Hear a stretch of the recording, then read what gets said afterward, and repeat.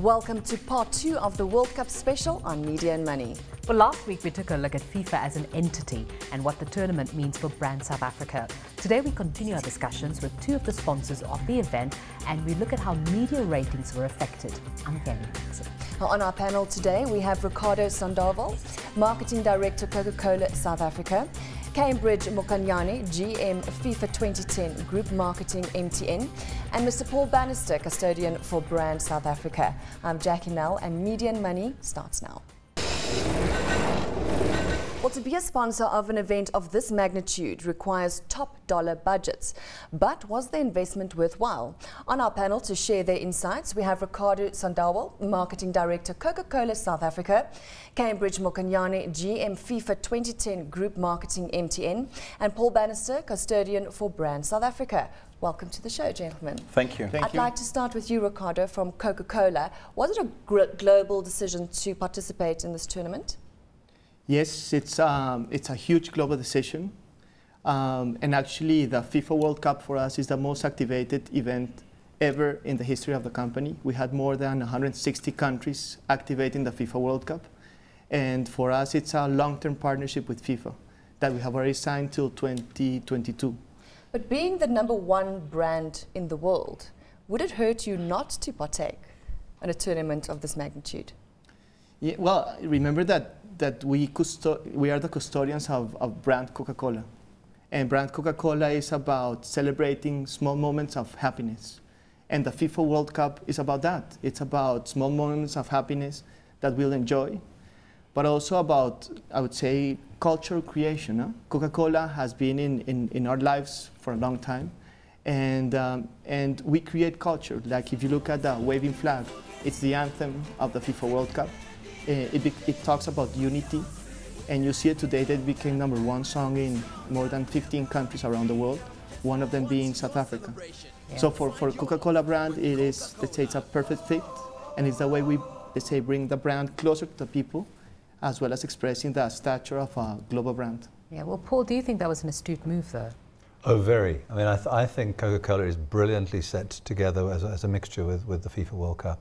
I think it's a brilliant property to get into, and the fact that you can carry it through into your merchandise, you take the countries, you put it onto your cans, you go in through your bottler networks. It's he hasn't even told you a part of the way they leverage through the total value chain, and I think that's great. But more importantly, also, it keeps the other guys out. And that's not an insignificant factor, less so in Africa, where, of course, the other guys aren't so big. But other parts of the world, you keep that dominance, and I think you do it smartly through the use of Coca-Cola. But would it have made any difference if they weren't part of the World Cup? Yeah, I think we'd have lost an energy. It's a youthful, it's a brand that fits. And the happiness proposition that they're on at the moment is a good fit. I mean, I sound like I'm working for Coca-Cola, but I do think it's an excellent brand fit. I think there's other brands that we could talk about that are other sponsors where I question whether they truly got the mileage out of it. But Coca-Cola, wow, fantastic. Cambridge, how was the decision made for MTN to be a sponsor of this tournament? It was a very easy decision to make. It was going to be 2010 was the first African World Cup, and MTN is the leading telecommunications provider in Africa. African World Cup, African leading brand, we had to be part of the World Cup. So the board took a decision about 4 years ago to say we want to be part of this big tournament, and it was very easy to make that decision. What was the total budget spent? I think the last time we checked, it was about $65 million, somewhere around there. I mean, to take that leap of faith, have you seen the return on investment yet? We've seen the numbers. I've actually got the report right here with me, have exceeded our wildest expectation as an MTN group. Remember, we activated this thing in 21 countries. Remember, we've done it for 4 years. So every step of the way, we had serious landmark that we had to exceed, and we did exceed most of them. Numbers? Are you talking subscriptions? I'm talking about numbers, subscriptions, churn rate, increase in usage, whatever. But the biggest one was just to be able to instill a sense of confidence in the continent, to have the sense of optimism about this World Cup, and to get the whole of Africa united behind this biggest event. That for us is priceless. Well, what's exactly MTN going to do to keep that momentum going? I think our strategy of Africa United, where Africa has to take responsibility for itself and also unite around good things, is going to be ongoing. Well, it was not just a flash in the pan, but also if I look at our Ayoba campaign, which is about everything that is good, is also another one where we believe that was a fantastic proposition, which outlives the World Cup. We did not go into the World Cup just for the tournament, we went in for the very long term. But also the third one is actually going in there to live our people's passions, which is football. Therefore, if we link properly with football like we did, we were able to actually unleash and get into the people's passions. So we see it as much more than just a 4-year gap, but as a much more long-term strategy. Are you saying we're not going to see a lull now post the World Cup in terms of marketing spend? No, absolutely not. I mean, even as early as yesterday, we have just approved new communications that build on Ayoba, new communication that builds on Africa United, because it's a strategy that actually just is more than the tournament. It's about a people. It's got soul, it's got spirit. Can I dare I say that it's actually bigger than Yebo Gogo? Thank you, Paul. Absolutely. Are you working for MTN now, Paul? I feel like I am, because again, I think it's a perfect fit. I think the brand, you are the most progressed brand in terms of a Pan-African network. There's no doubt about that. Definitely. But I think there's something else you've done as well, which you maybe have underestimated. You've put that name out into the world. Yes. And there was a bigger thought a long time ago that MTN could be a dominant cell phone network, in fact, through emerging markets. Yeah. And I think you've done something quite cunning. Absolutely. In terms of put your name out there as a major global player. I mean, we saw a lot of the Japanese fans, a lot of South American fans, Paraguay, actually using Ayoba as an expression to say all that is good about the World Cup. I mean, we've seen flags being flown in stadiums with Ayoba on them. Yesterday I saw a Rand Merchant Bank ad, fantastic ad, which says about 93 billion in 4 weeks. Now that's Ayoba. It's now become vocabulary of this country and of the continent as well. Yeah. Last week we discussed FIFA and the rules. So Ricardo, from your side, do you feel that you were protected as a sponsor in this tournament? Yeah, absolutely. I think that with FIFA, say for FIFA, for us it's less of a sponsorship, it's more of a partnership. And not only are we protected, but we also build the tournament together. If you look, for example, at the South Africa Trophy Tour, it's the first time that it is done in a local country. It was, they say, 32 days, 38 stops around the 9 provinces around South Africa, and something that had never been done. 360,000 South Africans being, let's say, seeing the trophy, you know, taking pictures in their cameras, beautiful. Or the FIFA Fan Fests. It's something that started in Germany. They only had 1 or 2, and it was just, let's say, an intent to bring the tournament to the people. Yeah. And now here in South Africa, for the first time, we had 10 of those. Some were absolutely outstanding, like Durban or Cape Town or here in Innisfree. Some were less of that because we are creating habits around how to watch a game. And so I feel very, very positive about FIFA and the partnership to build together, let's say, this huge event globally. Yeah. Well, Paul, would you fault them in any way, though, in terms of protecting sponsors? No, but what I will do sometimes, I'll fault sponsors for not taking optimal advantage of the platform they've been given. These two guys have done a great job of doing it, but I sit there nonplussed by what the Passenger Rail Agency of South Africa thought it was doing by putting a Prasa sign up when people don't even know that that is the Passenger Rail Agency. So what was the intention? I look at Adidas and I say, you got outmaneuvered by Nike. Completely. Their advertising was better, and you got this thing to manage, which was the Jabulani ball, which was not behaving.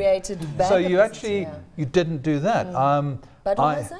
Budweiser, I can't, obviously the global exposure they got, but they were just a spoiler in terms of taking the pouring rights in the games, and then they had to bring all those plastic bottles into the country. And now what happened to all those? They got stuck in our landfills, I suppose. They don't intend to come into South Africa. So the thinking was, why did they take those pouring rights? What happened there? McDonald's chose not to take the food rights. That was strange because we got bland food as a consequence. Not that McDonald's is necessarily the best, but the fact is it was something interesting. FMB was fascinating. They went like an express train at the beginning, up with you guys, backed off. But you now know why. They're a local brand, they were in the ticketing process, and they gave way to one of their international partners, Visa, to become the currency of the World Cup. So you could see how they were using it. But the likes of Adidas, Prasa, Hyundai also made sense finally. I couldn't work out this balloon up across the road here. Now I get it. I saw their global ad with these big things going. No, okay, got it, it's okay. So it's quite fascinating, but I really do challenge some of the sponsors to take a look at what you two guys did and say, we're missing a trick. We're spending a lot of money and we didn't leverage it. Yeah, because it's not about just flying your flag, just to excuse the pun. It is more than that. It's about engaging with people at a much deeper at an emotional level, and not just for 32 days, for a longer period, up to 8-year view on it. So the people who thought they'll come in, put the flag up and say we were there, actually were not even seen. There should be the beginning. People had to feel you, people had to experience you. Like we partnered with Coca-Cola on the fan parks in Durban and Johannesburg, etc., all of them. People actually saw our brands coming alive through those engagements, the Monte Casino fan park as well, and many other ways. And of course, through the cell phone network being able to operate when you need it most, which we came on very well, because that's what we do. We have to deliver that point. You also did something clever in the grounds, because I went to many games, because I love football. You had these giant TVs, and then you did a show, so you could watch the game before, have this whole entertainment show. Yes.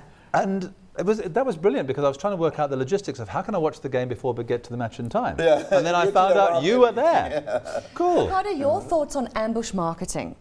Let's say, and we discussed the whole Bavaria incident. Do you think, as a sponsor to the event, it would hurt you that much?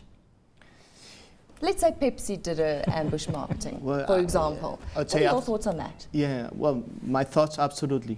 I think that, again, as a company, you're putting a lot of effort behind the event. And I don't think it's fair that you have a competitor who's not, let's say, paying, coming into the event and suddenly taking over the publicity. So in that sense, I think it's a fair thing that FIFA plays a role. To what extent did they go over, I don't know, but to play in a role to make sure that we have, let's say, a fair playing field around the marketing. But the question we asked before was, did in fact Bavaria not get more mileage out of the way it was handled than they would have got if it had almost been sort of like, okay guys, that's stupid, don't do it? You know, we did research on ambush marketing. Yeah. Consumers do not like ambush marketing because they see it as being encroaching an area which is not your property. People know that Pepsi, whoever it is, did not pay money for it. Therefore, they do not like that, especially in South Africa, and maybe in other parts of the world it's seen as being cute. But it also is not sustainable. If you try and ambush somebody, you always play under the radar screen. I've seen banks trying to do that. I've seen retailers trying to do that. But it doesn't really stick out. It was not even done cleverly. So I don't think there's anybody who tried to do clever ambush marketing. But also we took a lot of hard legal challenges on many people who tried it. FIFA and ourselves and other sponsors, we were really clamping down on people who tried it at all levels. Across the continent, many mobile operators will literally almost shut off the operations because they tried to be smart with us. So yes, FIFA did a good job in cutting those guys down.